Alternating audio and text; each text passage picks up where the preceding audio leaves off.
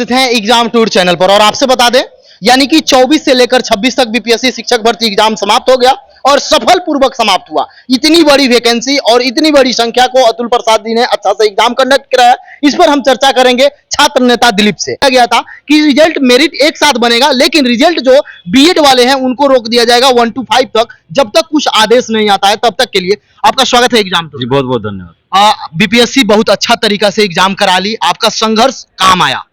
जी बहुत खुशी हो रही है, क्योंकि जब आप दिल से कोई काम करते हैं और उसमें सफलता मिलती है तो सेल्फ सेटिस्फेक्शन, आत्मसंतुष्टि मिलती है। तो वही मुझे मिला जब अंतिम परीक्षा थी, मैंने अंतिम सीटिंग, अंतिम पाली की परीक्षा थी, उसमें जाकर मैंने पूरा व्यवस्था को देखा बीपीएससी ऑफिस में, और वहाँ के जो भी अधिकारीगण थे उन सबका भी पूरा सपोर्ट मिला। तो बहुत अच्छा लगा हमें कि चलिए वर्षों की मेहनत आज रंग लाई है, और खुशी हुई। जेल भी गए, लाठी भी खाए, लेकिन कम से कम सफलता मिली उस चीज के लिए। और यही व्यवस्था, और इसके लिए सबसे ज्यादा धन्यवाद अतुल प्रसाद सर को जाता है, जो बीपीएससी के चेयरमैन है, क्योंकि उन्होंने जो दृढ़ इच्छा शक्ति दिखाई, ईमानदारी दिखाई, इरादा नेक दिखाया, उसके वजह से ये सफल हुआ। और सामान्य प्रशासन जो भी है, जिला प्रशासन है हर जिला में, और बिहार सरकार खासकर मुख्यमंत्री जी ने जो साथ दिया, क्योंकि बगैर सरकार के सहयोग के तो संभव नहीं था। तो सबको बहुत बहुत धन्यवाद। बहुत लोग आकलन कर रहे थे कि इतनी बड़ी संख्या में वैकेंसी करा लेना, इतनी बड़ी सीट पर एग्जाम सही तरीका से ले लेना, वो भी ऑफलाइन में, और बहुत लोग अनुमान लगा रहे थे बीपीएससी का ये औकात है, इतना ही लेती है, लेकिन इतना सफल अभी तक यदि देश में देखा जाए ऑफलाइन तो ये बहुत अच्छा एग्जाम है। जी बहुत अच्छा। अभी तक तो मुझे नहीं लगता है कि पूरे हिंदुस्तान में इतने ज्यादा सीटों पे बहाली कभी आई होगी, कभी नहीं आई थी, और इतने अच्छे से उसके बाद भी एग्जाम संपन्न हो गया, ये बहुत बड़ी बात है। वही बीपीएससी जहां एक साल पहले तक देखिए पेपर लीक की बातें आती थी, सेंटर मैनेज, तो सेंटर पे बवाल कुछ ना कुछ होता था, वही बीपीएससी आज एक साल के बाद देखिए क्या हो गया। तो यही मैं कह रहा हूँ कि दृढ़ इच्छा शक्ति और इरादा अगर नेक होगा, ईमानदारी होगी, तो हर काम अच्छा से हो सकता है। बहुत सारे अभ्यर्थी आपके पास आए, मिले, कमेंट करते हैं, बहुत लोग बधाई भी देते हैं कि अच्छा एग्जाम गया, बहुत लोग अंक भी बताते हैं कि मेरा इतना अंक आया। लेकिन सर के द्वारा जो बताया गया था कि मेरिट हम एक साथ बनाएंगे 1 to 5 के लिए, लेकिन रिजल्ट की जब बात आएगी, चूंकि सुप्रीम कोर्ट का आदेश है या जिस तरीका से हमको निर्देश मिलेगा उस तरीका से हम काम करेंगे। बीएड वाले को थोड़ा सा हतोत्साहित हो रहे हैं, इसको क्या कहिएगा? देखिए ये तो पहले से ही ये हम लोग जान रहे थे, सभी लोग जान रहे हैं कि जब परीक्षा से पहले सरकार बता नहीं रही है तो परीक्षा के बाद तो फिर यही होगा कि भाई उनका रिजल्ट रोक के रखा जाएगा। अतुल सर ने पहले भी बताया था। तो इसमें शिक्षा विभाग को चाहिए था ना, और बिहार सरकार को, कि अपने अधिकारियों को और खासकर कानून विशेषज्ञों को सुप्रीम कोर्ट भेजते, वहां से कुछ दिशा निर्देश लेके आते कि इस बहाली में हम क्या करें, कम से कम इस बहाली तक हमें छूट दे दीजिए, चूंकि बहाली पहले से चली आ रही है। लेकिन इन्होंने तो ऐसा किया नहीं, बिहार सरकार ने या शिक्षा विभाग ने कुछ ने नहीं किया, बस चुप्पी साध लिया। अभी भी कम से कम करे, अभी भी वो लोग चुप्पी साधे हुए हैं।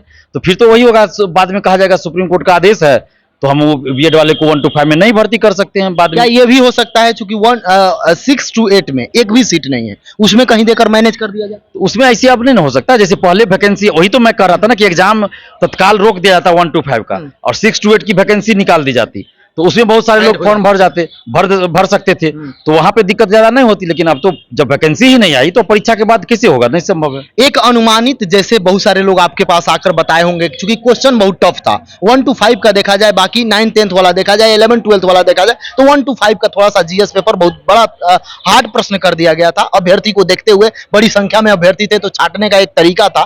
इस पर कौन ऐसे अभ्यर्थी बहुत लोग जो मिले, मैक्सिमम आपको बताएं कि इतना हम स्कोर कर पाए? देखिए मैक्सिमम स्टूडेंट तो 50-60 के बीच में ही है, 50-60 के बीच में मैक्सिमम की मैं बात कर रहा हूँ।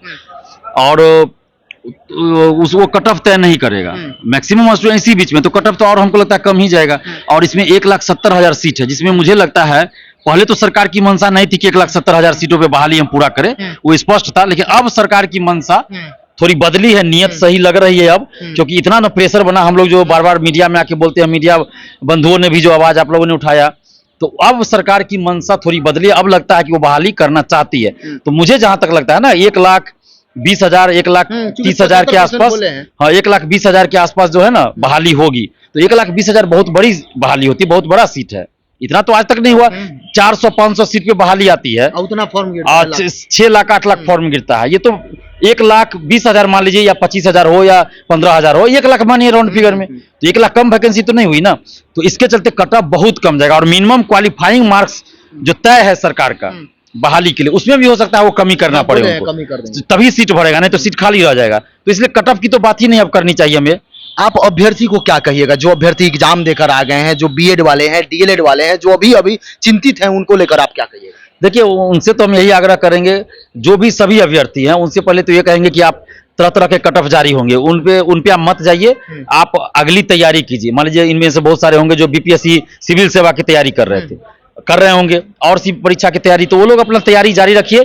बाकी इधर जब रिजल्ट आएगा कट ऑफ पता चल जाएगा, क्योंकि आपके चाहने से, हमारे चाहने से कट ऑफ न ज्यादा होगा न कम होगा। जो होना होगा, जो अपियर हुए हैं स्टूडेंट्स, उनके मार्क्स के आधार पर कट ऑफ तय होगा। तो इसलिए इस सब के चक्कर में ना पड़े, अपनी पढ़ाई जारी रखिए। और बीएड वाले जो है 1 to 5 के लिए, तो उनके लिए सरकार को रास्ता निकालना चाहिए। अभी भी मैं कर रहा हूं, सरकार से अपील कर रहा हूं कि आप अपने कानून विशेषज्ञों को सुप्रीम कोर्ट भेजिए, कुछ ना कुछ गाइडलाइन लीजिए। हो सकता है सुप्रीम कोर्ट मान जाए, तो प्रयास तो पहले करें। प्रयास ही नहीं कीजिएगा तो कैसे होगा? मान लीजिए आज बीपीएससी इतने अच्छा से एग्जाम कंडक्ट करा पाई, अगर यही चेयरमैन सर सोचते, अतुल प्रसाद सर, कि पहले भी क्वेश्चन लीक होता रहा है, पेपर लीक होता रहा है, धांधली सेटिंग होती रही, चलो ऐसे ही चलने दो, व्यवस्था नहीं सुधरने वाली है, तो फिर तो व्यवस्था नहीं सुधरती। लेकिन उन्होंने ठान लिया कि नहीं, हमको जो व्यवस्था को सुधारना है, तो सुधार दिए। पेपर लीक नहीं हुआ, कहीं से कोई धांधली सेटिंग की बात नहीं आई। समय देने के लिए बहुत बहुत जी बहुत बहुत धन्यवाद।